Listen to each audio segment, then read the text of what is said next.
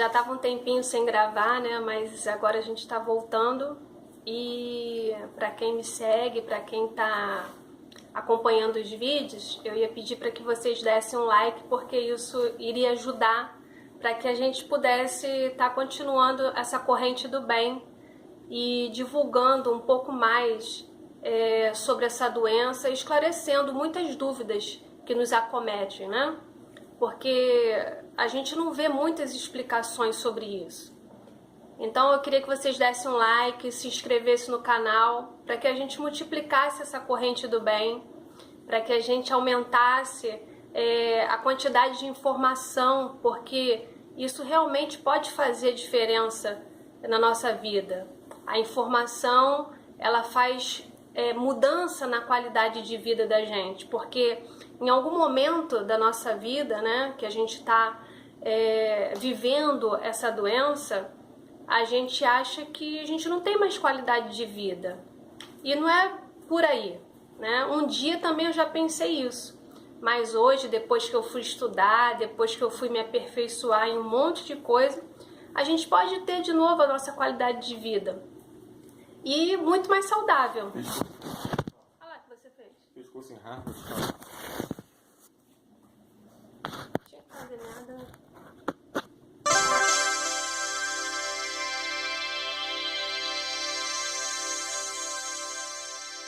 E como eu fui fazer, né, esses vários estudos, hoje eu queria falar com vocês um pouquinho a respeito daquilo que a gente pode comer.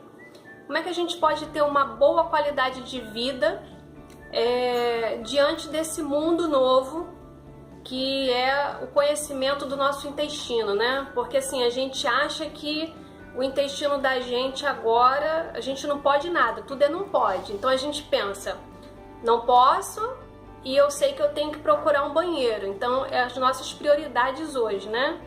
É a questão do banheiro e do intestino, daquilo que a gente não pode comer. Então a gente só vislumbra o que não pode, porque a lista de que não pode é muito grande. Só que existe infinitas coisas que a gente pode. E aí eu queria compartilhar isso com vocês, né? Então assim, uma das primeiras coisas que a gente tem que botar na nossa cabeça é que eu posso várias coisas, mas que nem tudo me convém. Então eu vou fazer substituições. Eu posso comer tudo desde que eu substitua, né? Então isso é que eu fui aprender. E uma coisa muito importante que a gente tem que colocar na mente é que existem algumas coisas que são super importantes e que nos fazem muito mal. Uma delas é o açúcar, né? Então assim, como a gente tem todo o trato digestório comprometido, então o pâncreas, que é aquele responsável por produzir a insulina, ele também sofre uma parte, né, que prejudica isso. Então a gente tem que tomar todo cuidado com o carboidrato que a gente come.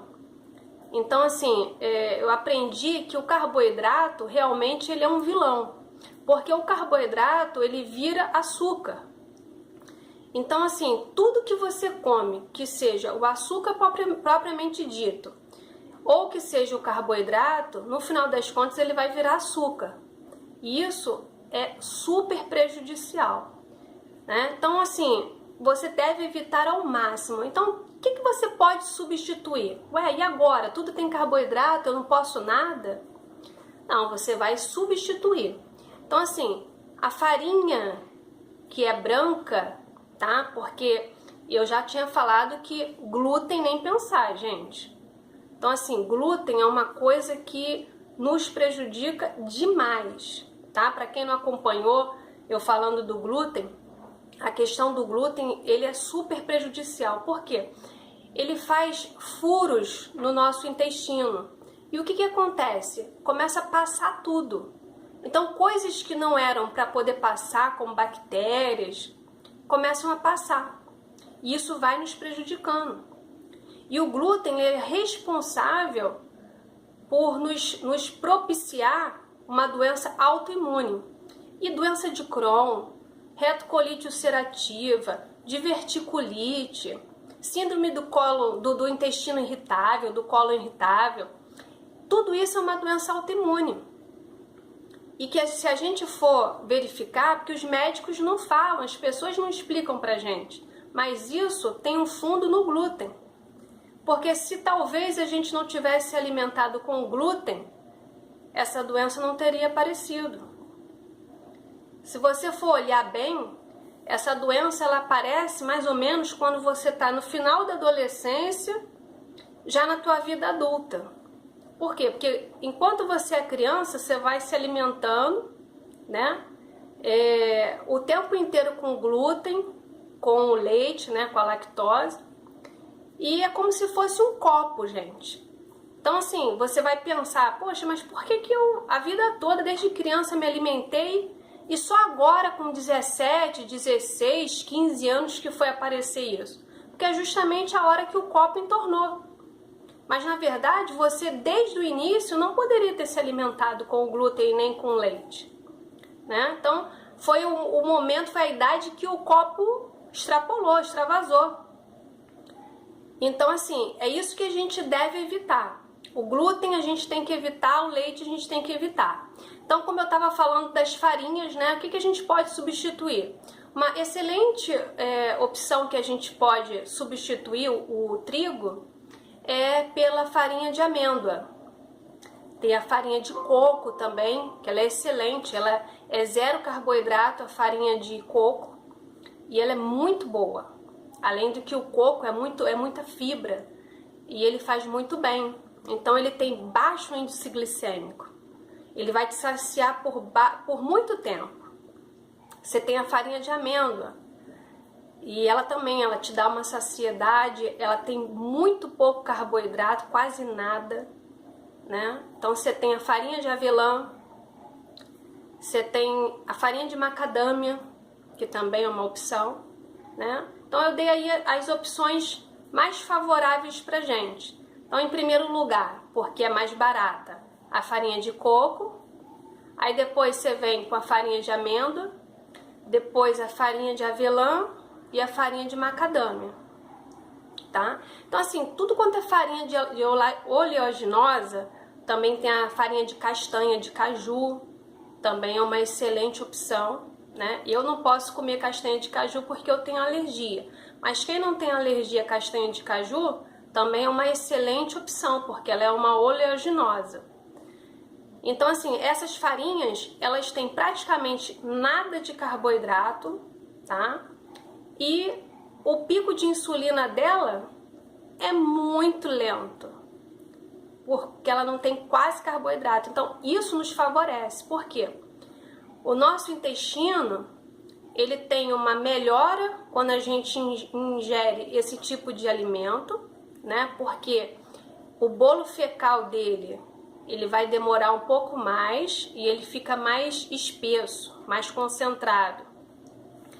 Então, e além de aumentar a sua imunidade, elas têm vários aminoácidos, vitaminas, de vários complexos. Então, vai fazer com que a nossa imunidade, a nossa resposta digestiva seja melhor, né?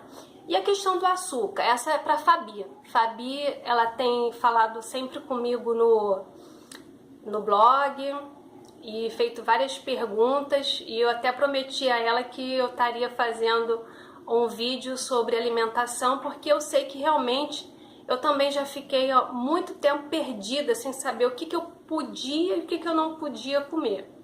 E é muito difícil, não tem ninguém para ficar explicando pra gente, as pessoas não têm paciência de explicar, não têm interesse em explicar. Então, por isso que eu vim parar para poder fazer isso, porque é importante a gente saber o que a gente pode e o que não pode. Então, assim, como eu falei para ela, o açúcar, ele deve ser extremamente evitado. Então, hoje eu aprendi a tomar chá sem açúcar, eu aprendi a tomar suco de limão sem açúcar, que inclusive é um dos sucos que a gente pode tomar, tá? Um dos poucos sucos que a gente pode tomar é o suco de limão, porque o limão, ele favorece demais o intestino. Ele é antibactericida, ele alcaliniza o nosso organismo. Então ele aumenta a tua imunidade, ele tem uma ingestão de vitamina C muito grande e ele só te favorece, o suco de limão. Ele melhora a pele, melhora o estômago, melhora o intestino.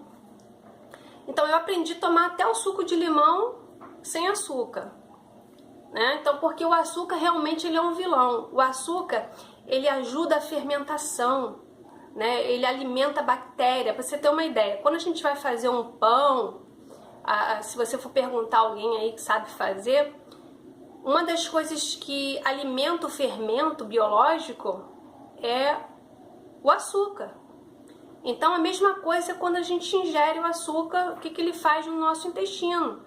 Então ali ele oriça nossas bactérias do intestino e acaba você tendo gases, você fica com desconforto e o açúcar ele abaixa a imunidade. Então tudo que abaixa a nossa imunidade é muito ruim, tem que ser evitado. Por quê? Porque você já tem uma infecção ali que convive com você o tempo inteiro, né? Isso a gente tem que encarar.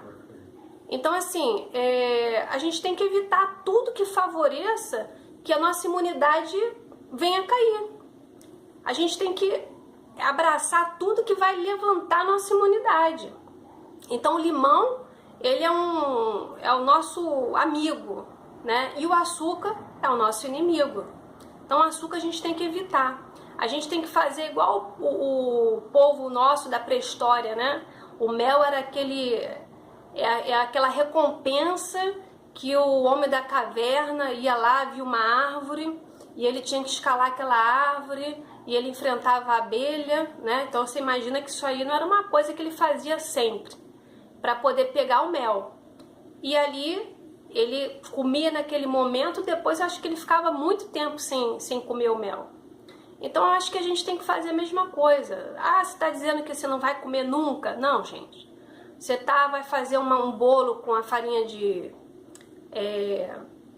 coco, com a farinha de amêndoa, né? Você vai colocar um pouco de açúcar. Agora, tenta escolher um açúcar que não seja tão refinado, né? Você tem o açúcar de coco, você tem até o açúcar mascavo, tem o orgânico.